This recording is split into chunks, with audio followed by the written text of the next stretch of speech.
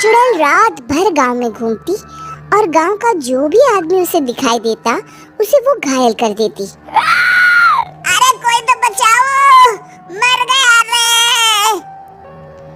एक रात हरिया अपने खेत से अपने घर लौट रहा था कि तभी अचानक उसके सामने चुड़ैल आ जाती है। अरे बाप रे, ये चुड़ैल कहाँ से आ गई? आज तो मैं गया काम से।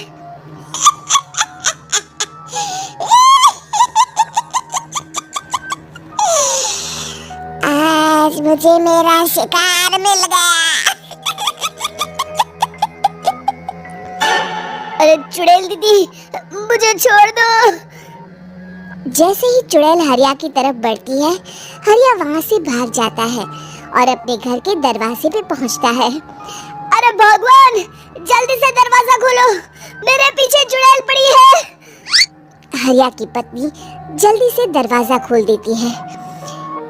अरे आप इतना हाफ क्यों रहे हैं? अरे मेरे पीछे चुड़ैल पड़ी है, आज तो मैं बाल बच गया। जल्दी से सभी दरवाजे और सभी खिड़कियों को बंद करके बत्ती बुझा दो। तभी चुड़ैल हरिया के घर के पास पहुंच जाती है। अरे वो आदमी कहाँ गायब हो गया? मैं भी देखती हूँ आखिर कब तक बचेगा। मैं अपने शिकार को इतनी आसानी से नहीं छोड़ती। इतना कहकर चुड़ैल वहाँ से चली जाती है। वहीं दूसरी तरफ हरिया और उसकी पत्नी दोनों अपने घर की खिड़की से ये सब देख रहे होते हैं। अरे बाप रे, ये तो बड़ी डरावनी चुड़ैल थी।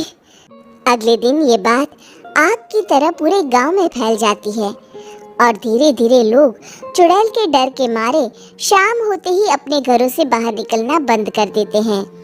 कुछ दिनों के बाद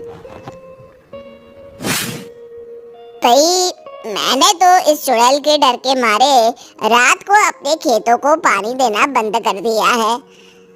कहीं मेरी फसल सूख गई तो मैं तो कहीं का नहीं रहूंगा। साहूकार का कर्जा कैसे चुकाऊंगा?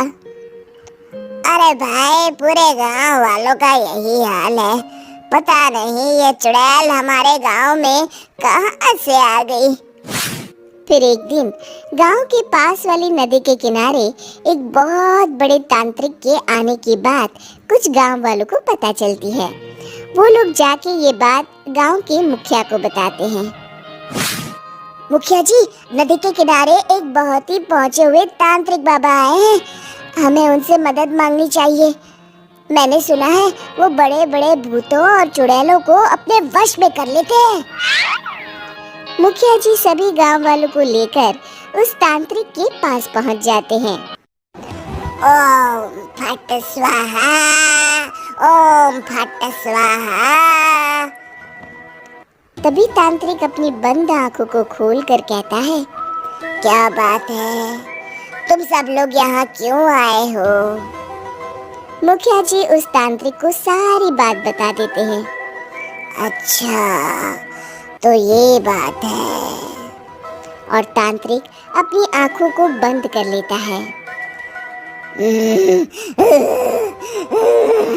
मैं देख रहा हूँ तुम्हारे पूर्वजों ने बहुत पाप किए थे, जिससे ये गांव अब श्रापित हो चुका है। उसी के फल स्वरूप तुम्हारे गांव में चुड़ैल आई है।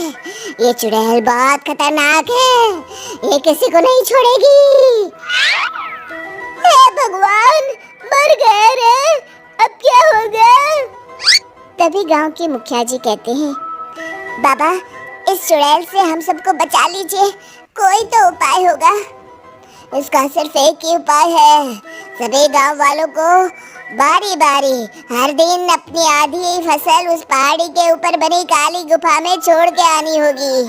तभी उस चुड़ैल की भूख मिटेगी और श्राप का प्रभाव खत्म हो जाएगा और तुम सब जिंदा बच जाओगे।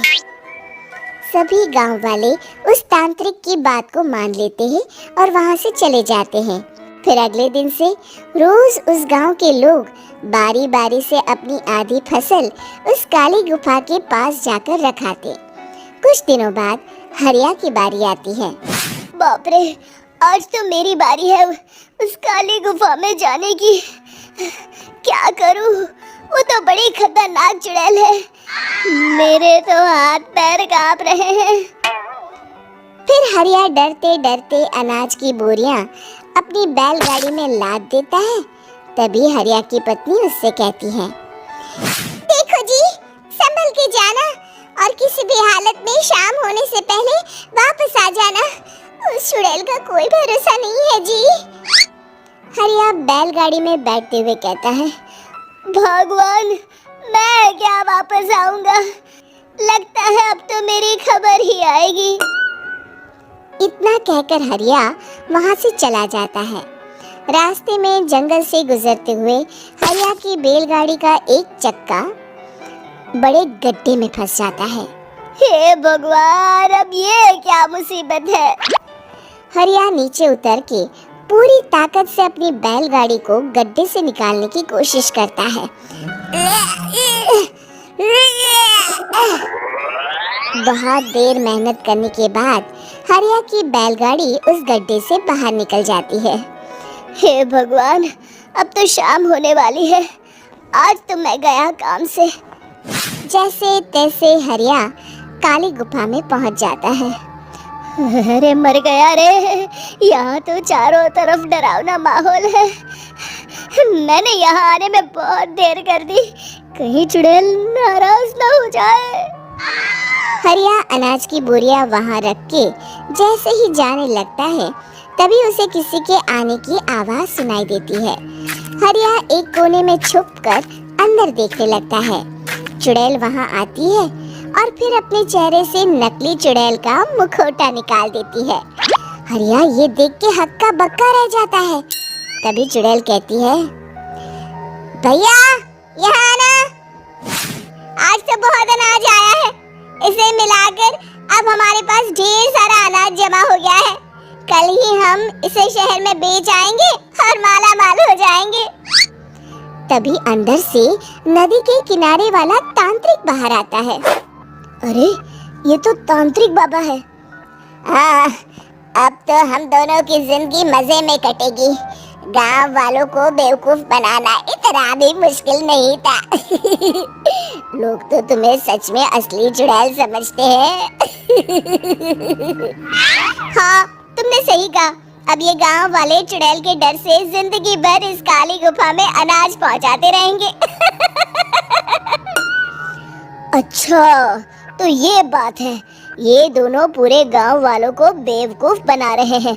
अभी जाकर सबको बताता हूँ। हरिया उन दोनों की पूरी बातें सुन लेता है और जल्दी से वापस गांव में आता है। गांव वालों को पूरी बात बता देता है। इससे पहले वो दोनों हमारा अनाज लेकर शहर जाए, हमें उन दोनों को पकड़ना होगा।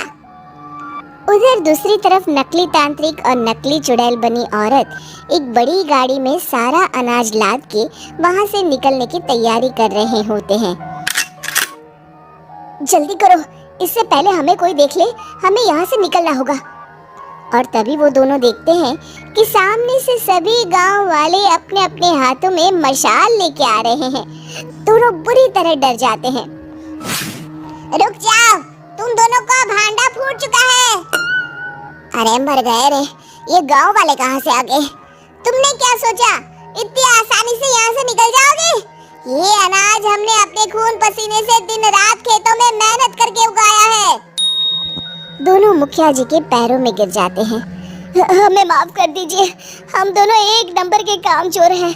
बिना मेहनत किए पैसे कमाना चाहते थे। हाँ, अब हम आगे से मेहनत मजदूरी करके पैसे कमाएंगे। हमें कुछ मत करना, हमें छोड़ दीजिए। इतना कह के दोनों गांव छोड़ के भाग जाते हैं और सभी गांव वाले फिर से खुशी खुशी रहने लगते हैं। शिक्षा, तभी तो कहते हैं कि किसी भी समस्या का समाधान केवल सूझबूझ से ही करना चाहिए और कभी हिम्मत नहीं हारनी चाहिए। दोस्तों, हमें उम्मीद है कि आपको हमारी ये कहानी पसंद आई होगी। कृपया हमारे चैनल को सब्सक्राइब करें और सभी अपडेट्स के लिए बेल आइकन जरूर दबाएं। और हाँ, वीडियो लाइक और शेयर करना मत भूलिएगा। Bye bye.